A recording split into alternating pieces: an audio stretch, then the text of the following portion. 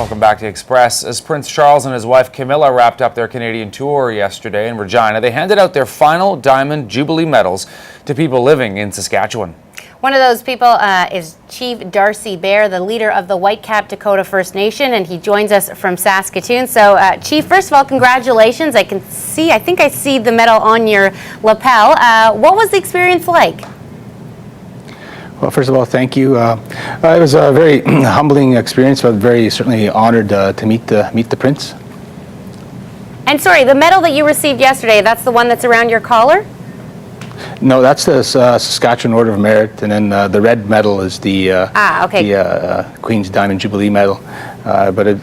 From my perspective, it was very significant in regard to the fact that we've had, as Dakota people, we had a long-standing relationship with the British Crown, dating back to 1762, when our people had trade relations with the British. But also in 1787, we actually signed a treaty with the British Crown, a treaty in regards to peace, friendship, commerce, and military alliance.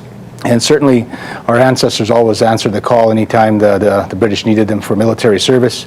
They fought in the American Revolution, in the War of 1812. And the significance of the War of 1812 is that this year marks the 200th anniversary of the War of 1812.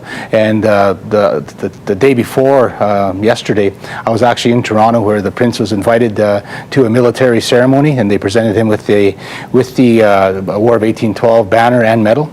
And so it was a good ceremony, and to be a part of that, and certainly very honored and very humbling to think of my ancestors and their role, and of course that long-standing relationship. So it was when the Prince did speak to me, that was one of the things we discussed, was actually just the War of 1812 and at the event the day before. Right. So tell me a little bit more about that, because you did have an opportunity to talk to Prince Charles. You mentioned the War of 1812. What was the experience like, and what were some of the things that you and he talked about? Some of the details. Well, it was very brief. You didn't have a lot of time to stand up there and talk, because there was 5 other medal recipients that were to be called. So the exchange was very brief, but again, it talked about the alliance, the fact that our ancestors were allies, and we wished me well and congratulated me, and then I made sure I got off the stage without falling. Now, yeah, that's a big one. I understand why you have to concentrate on that, because you can get nervous, I'm sure. Now, you were honored because of the work that you've done in the community. Talk to us a little bit about your work. I know that your community work of Whitecap Dakota First Nations creating a sustainable future. Talk to us a little bit about that. Yeah, the work in the community is not just work done by myself.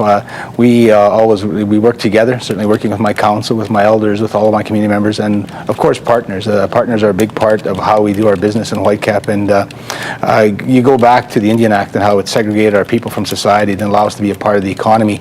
And some legislative changes like the First Nation Land Management Act has allowed us to open our doors for business and create opportunities. And we've gone from a 70% unemployment rate to a 4.1% unemployment rate.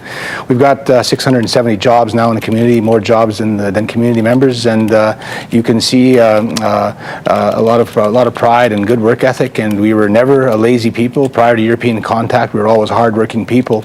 And this is the message that we've been working on as a community, that we want to break the cycle of dependency. We want to rebuild our nation and empower our people, and that's what we're working on together. And it's a great movement, and you can see the pride amongst all of my community members.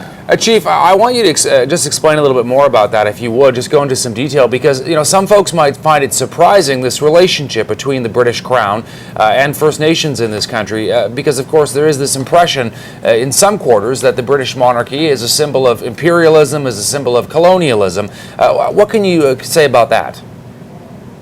Well, from our perspective, like I said, we've had a treaty dating back to 1787. This year actually marks the 225th anniversary of that treaty, and our people have always honored that treaty, and always the treaty was about peace, friendship, commerce, and was also about military alliance.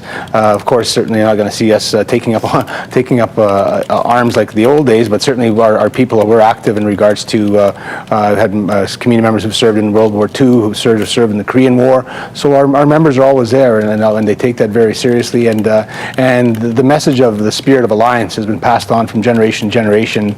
And the whole concept of the spirit of alliance is a key part of our success, I guess, in our community. How we work with all of our partners in and around the area. We work with certainly the city of Saskatoon is 20 minutes away from us, but we have a good working relationship with the city of Saskatoon, with the rural municipalities such as the Arm of Corman Park and the Arm of Dundurn, Rudy, Rosedale, the towns of Outlook, town of Dundurn. And working together, we've created a tourism corridor extending from Saskatoon through our community out to Lake Diefenbaker, and we've had over $100 million of investment in our community, and we have over 1.4 million tourists that come to our lands. And if you look at rural Saskatchewan, what they've seen now is how do we get even 10% of that traffic out to Lake Diefenbaker. It starts to diversify the rural economy, not just reliant on this agriculture, but looking at the tourism and service industry.